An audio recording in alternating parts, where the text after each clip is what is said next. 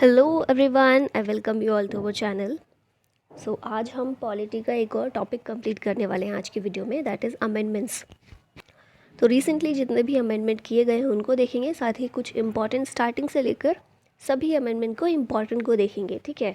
और क्वेश्चन के थ्रू भी हम काफ़ी सारी चीज़ें कवर करेंगे, तो वीडियो एंड तक ज़रूर देखिएगा। स्टार्ट करते हैं। सबसे पहले कुछ की फैक्ट्स देखें कॉन्स्टिट्यूशन के बारे में। तो कॉन्स्टिट्यूशन कब अडॉप्ट किया गया था? 26 नवंबर 1949 को।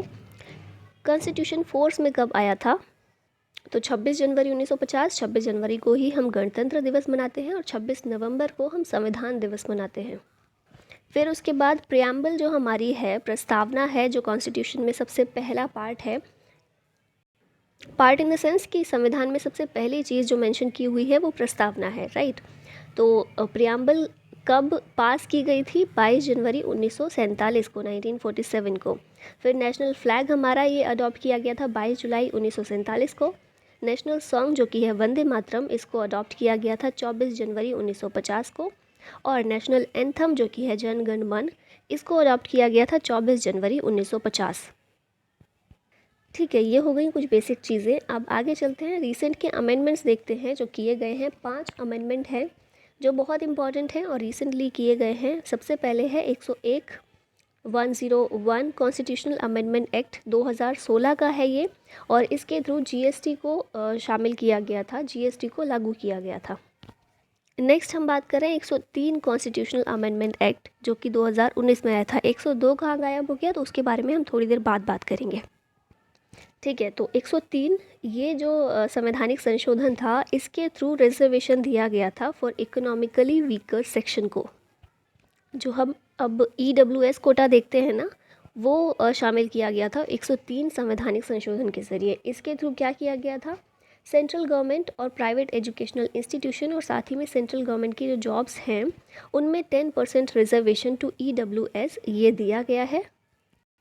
किस कौन से अनुच्छेद को आधार बनाकर ये संशोधन किया गया था? तो ये है आर्टिकल 46। आर्टिकल 46 जो कि एक डीपीएसपी है, इसमें कहा गया है कि government should protect the educational and economic interest of weaker section. तो इस तरह से आर्टिकल 46 को आधार बनाकर ये जो संवैधानिक संशोधन है किया गया था। और कौन कौन से अनुच्छेद हैं जो ये शामिल करता है या इसके थ्रू संविधान में क्या शामिल किया गया है? तो ये ऐड करता है आर्टिकल 15 के, आर्टिकल 15 के अंदर क्लॉज 6 और 16, आर्टिकल 16 का क्लॉज 6 ये ऐड करता है। आर्टिकल 15 का क्लॉज 6 ये एजुकेशन में रिजर्वेशन की बात करता है और 16 का क्लॉज 6 ये एम्प्लॉयमेंट में रिजर्वेशन की बात करता है, ठीक है। तो ये सभी इंपॉर्टेंट चीज़ें थी अबाउट 103 संवैधानिक संशोधन के बारे में। अभी आगे चलते हैं 104। तो 104th कॉन्स्टिट्यूशनल अमेंडमेंट एक्ट ये 2019 का है, ठीक है। इसके थ्रू क्या किया गया था? तो इसके थ्रू लोकसभा और स्टेट लेजिस्लेटिव असेंबली में SC/STs के लिए जो रिजर्वेशन दिया जाता है उसको 10 सालों के लिए एक्सटेंड कर दिया गया था, 10 सालों के लिए और बढ़ा दिया गया था। अब कब तक बढ़ाया गया है? तो 25 जनवरी 2030 तक ये बढ़ा दिया गया है। और साथ ही में एक और चीज़ की गई है, जो एंग्लो इंडियन को रिजर्वेशन दिया जाता था लोकसभा में, उसको अबॉलिश कर दिया गया है, उसको ख़त्म कर दिया गया है। और अगर बात करें कि reservation for SC/STs in Lok Sabha and state legislative assembly ये कौन से आर्टिकल के अंदर है? तो 334 का क्लॉज A, ठीक है। अभी ये चीज़ें जो ये सारे दिए गए हैं ना, बस एक बार इनको देख लीजिए, बहुत ज़्यादा इंपॉर्टेंट नहीं है। ये जो एक्सटेंशन है ना अगले 10 सालों के लिए, ये इतने सारे जो अमेंडमेंट्स आए हैं इनके ज़रिए एक्सटेंशन होता रहा है। सबसे पहले 8वां जो संशोधन हुआ था, 8th अमेंडमेंट 1959 में, उसके थ्रू एक्सटेंड किया गया था 10 सालों के लिए। फिर 23rd अमेंडमेंट 1969 का, 45th अमेंडमेंट 1979 का, 62nd अमेंडमेंट 1989 का, 79th अमेंडमेंट 1999 का और 95th अमेंडमेंट 2009 का। और 2009 के बाद अब 2019 में 104th अमेंडमेंट। ये सारे संशोधन हुए हैं अगले 10-10 सालों के लिए SC/STs के लिए रिजर्वेशन बढ़ाने के लिए इन Lok Sabha and state legislative assembly, ठीक है। ये सभी याद रखने इतने इंपॉर्टेंट नहीं है, बस मैंने मेंशन कर दिया है कि आपको एक आइडिया होना चाहिए, ठीक है। अभी हम बात कर लेते हैं 102 और 105। ये दोनों एक साथ मैंने इसलिए रखे हैं क्योंकि ये दोनों ही एक दूसरे से कनेक्टेड हैं। तो 102 कॉन्स्टिट्यूशनल अमेंडमेंट एक्ट ये 2018 का है, ठीक है। और इसके ज़रिए क्या किया गया था, आर्टिकल 338B के अंतर्गत national commission for backward classes को शामिल किया गया था। और जैसे हमने लास्ट जो आर्टिकल्स की वीडियो की थी उसमें भी ये चीज़ मेंशन की थी मैंने, 338 जो है नेशनल कमीशन फॉर एससी है, 338A national commission for ST है, और 338B अब ये हो गया है national commission for backward classes, ठीक है। तो इसको 102 संवैधानिक संशोधन एक्ट 2018 के ज़रिए शामिल किया गया है। और 105वां संवैधानिक संशोधन एक्ट 2021 में आया था। ये क्या करता है, तो ये कुछ प्रोविज़न जो 102 में शामिल किए गए थे, 102 संशोधन में, उसको अमेंड करता है। कैसे अमेंड करता है कि बैकवर्ड क्लासेस जो इनके लिए नेशनल कमीशन बनाया गया है ना, अभी लिस्ट भी एक ज़रूरी है, स्टेट लिस्ट होती है सभी की कि कौन बैकवर्ड क्लासेस की कैटेगरी में आते हैं। तो ये जो लिस्ट मेंटेन करनी होती है ना, पहले क्या होता था कि सिर्फ प्रेसिडेंट ये लिस्ट को मेंटेन कर सकता था गवर्नर से डिस्कस करके, लेकिन ये जो 105वां संवैधानिक संशोधन किया गया है, इसके थ्रू स्टेट्स को ये पावर दे दी गई है कि वो अपनी state list of backward classes maintain कर सकते हैं, ठीक है। तो ये थोड़ा सा चेंज किया गया था। तो 102 और 105 ये हो गए हमारे रिसेंट अमेंडमेंट्स, इंपॉर्टेंट है, याद रखिएगा सभी। अब हम आ जाते हैं अपने क्वेश्चंस पर। तो पहला प्रश्न है हमारे सामने, संविधान का कौन सा भाग संविधान में संशोधन और उसकी प्रक्रिया से संबंधित है। तो क्योंकि हम संशोधनों की बात कर रहे हैं, तो सबसे पहले जानना ज़रूरी है कि संविधान का कौन सा भाग है जो संशोधन की बात करता है। तो ये है पार्ट 20, और पार्ट 20 के अंतर्गत केवल एक आर्टिकल है जो कि है 368 ये बात करता है संविधान में संशोधन और उसकी प्रक्रिया की।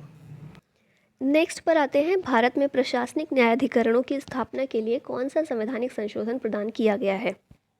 एडमिनिस्ट्रेटिव ट्रिब्यूनल्स के लिए कौन सा संशोधन किया गया था, तो ये था 42nd अमेंडमेंट, जिसके थ्रू एडमिनिस्ट्रेटिव ट्रिब्यूनल्स बनाए जा सकते हैं, ये कहा गया था, ठीक है। जीएसटी को किस संविधान संशोधन के ज़रिए शामिल किया गया था, तो हम देख चुके हैं 101, ऑप्शन नंबर ए इसका हो जाएगा करेक्ट।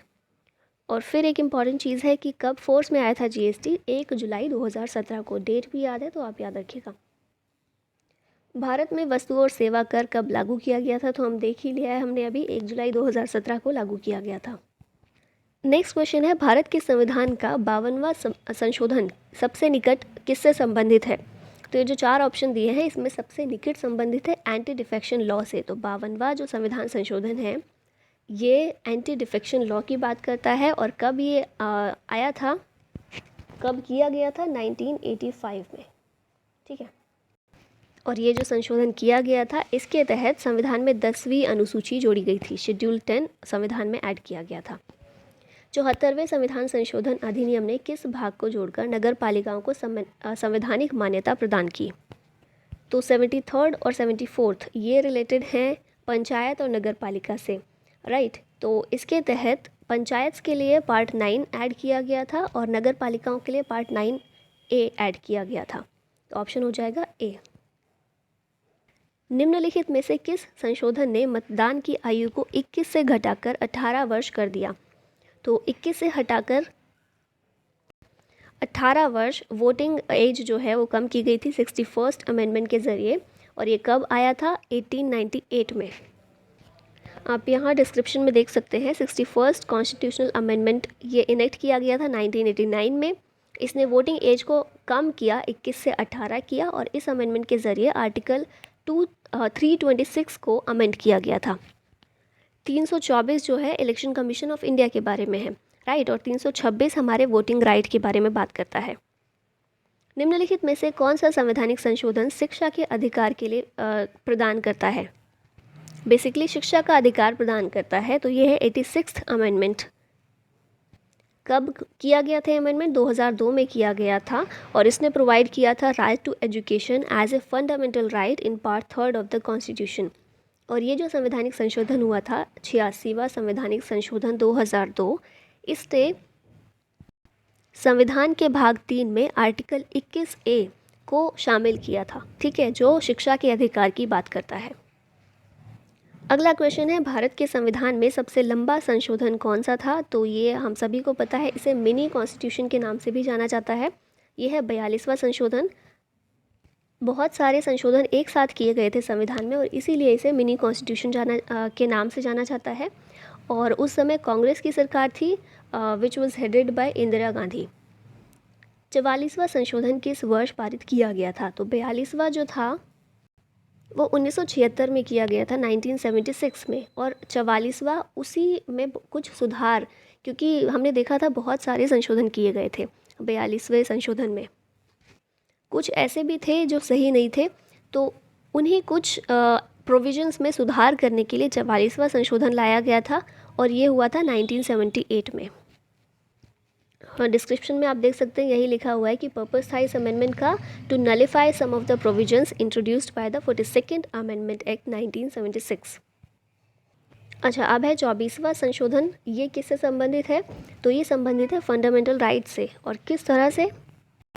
तो ये जो संशोधन किया गया था सरकार ने इसलिए किया था, और सरकार ने किया था बेसिकली, पार्लियामेंट ने किया था, और इसलिए किया था कि सरकार को संशोधन से रिलेटेड सारी पावर्स दे दी जाएं। और इस संशोधन में कहा गया था कि पार्लियामेंट के पास असीमित शक्ति है कि वो किसी भी पार्ट को इंक्लूडिंग फंडामेंटल राइट्स अमेंड कर सकती है।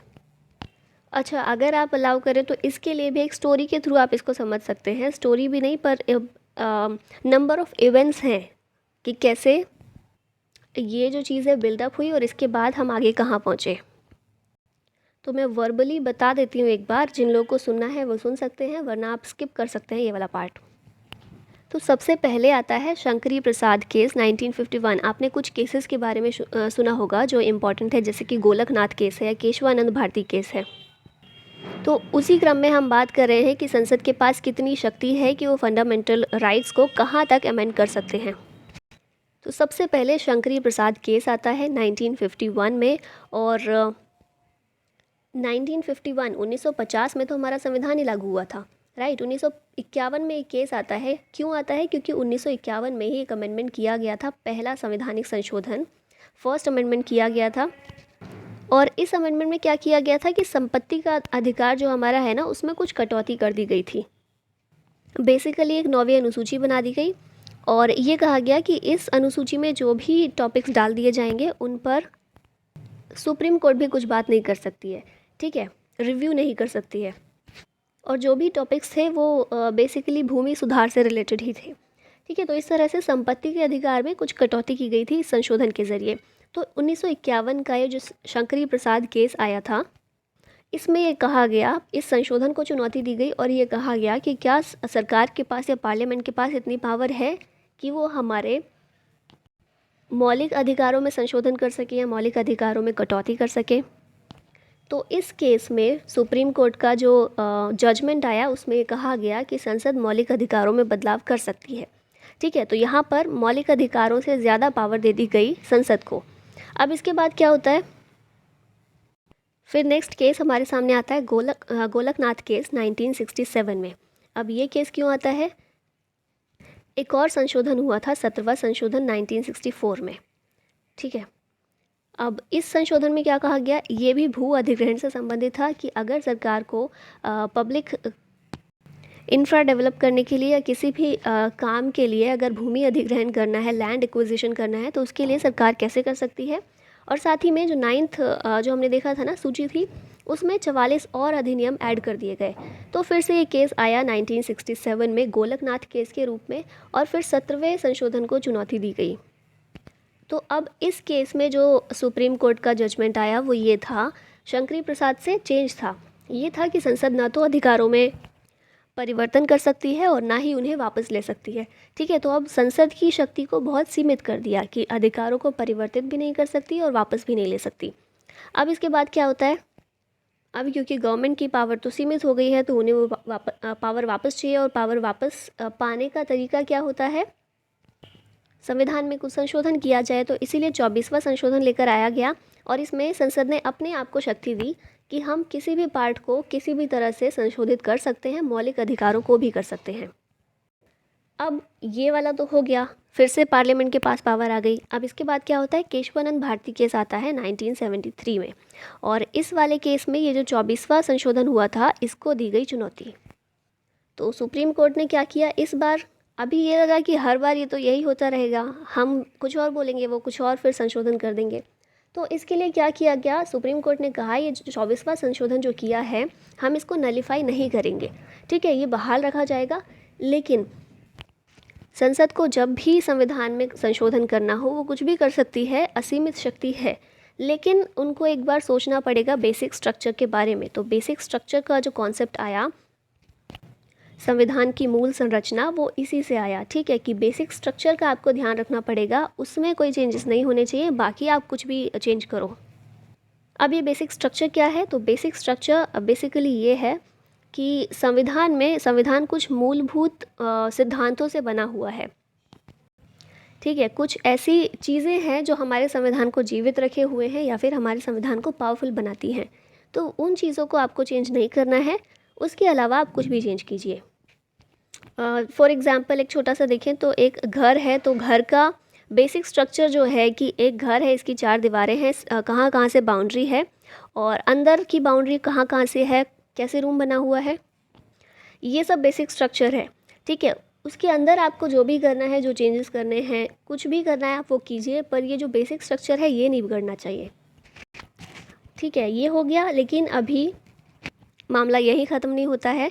इसके बाद अब कॉन्सेप्ट ऑफ बेसिक स्ट्रक्चर तो दे दिया गया सुप्रीम कोर्ट के द्वारा, लेकिन अब क्या किया गया, संसद लेकर आई 42वां संशोधन, जिसको हम मिनी कॉन्स्टिट्यूशन के नाम से जानते हैं। 1976 में ये अमेंडमेंट किया गया था और इसके तहत संसद ने फिर से अपने आप को शक्तियाँ दे दी बहुत सारी, और संसद ने कहा कि संसद की विधायी शक्ति की कोई भी सीमा नहीं है और संसद अगर कोई भी संशोधन कर रही है तो उसको न्यायालय में चुनौती नहीं दी जा सकती, ठीक है। तो इस तरह से अब यही ख़त्म कर दिया संसद ने कि अगर हम अब कोई भी संशोधन कर रहे हैं तो उसकी चुनौती देने के लिए गोलकनाथ या केशवानंद भारती जैसे केस अब सुप्रीम कोर्ट के पास नहीं जा सकते हैं, ठीक है। तो 42वां संशोधन हुआ था 1976 में, बहुत सारे चेंजेस किए गए थे, जिसमें से एक चेंज ये भी था। लेकिन इसके बाद फिर एक केस आता है, मिनर्वा मिल्स केस 1980 का, और इस केस में क्या किया सुप्रीम कोर्ट ने, 42वां संशोधन जो किया था संसद ने उसको अमान्य कर दिया, ठीक है, उसको नलीफाई कर दिया और ये कहा कि जो हमारा न्यायालय है उसको न्यायिक समीक्षा का अधिकार है। अगर कोई भी कानून ऐसा बनाया जा रहा है जो संविधान के अकॉर्डिंग नहीं है, लोगों के अकॉर्डिंग नहीं है, तो उसकी न्यायिक समीक्षा की जा सकती है और उसको फिर नलीफाई भी किया जा सकता है। लेकिन यहाँ पर भी सुप्रीम कोर्ट ने अपना बेसिक स्ट्रक्चर का जो फॉर्मूला था, जो कॉन्सेप्ट था, वो फिर से दोहराया और कहा कि आप कर सकते हैं कोई भी संशोधन, पर बेसिक स्ट्रक्चर का ध्यान रखिएगा। तो ये पूरी स्टोरी थी, और क्योंकि हम संशोधन पढ़ रहे हैं तो हमने पहला संशोधन भी पढ़ लिया है, 17th भी पढ़ लिया है, 24वां भी पढ़ लिया और 42वां भी पढ़ लिया है। तो आई होप आपके काम का ही होगा कुछ। नेक्स्ट क्वेश्चन पर आते हैं, भारतीय संविधान का कौन सा भाग पंचायतों के बारे में बात करता है? तो यह है पार्ट 9, और पार्ट 9A वो नगर पालिका के बारे में बात करता है। और 73वां संशोधन जो हुआ था उसके तहत पंचायतों को संवैधानिक स्टेटस दिया गया था, और इसी के तहत पार्ट 9 ऐड किया गया था और आर्टिकल 243 को ऐड किया गया था। अब पूछा गया है भारतीय संविधान में पहला संशोधन कब किया गया था, तो ये तो आप इजीली अब बता सकते हैं, 1951 में किया गया था, संविधान लागू होने के बिल्कुल 1 साल बाद ही।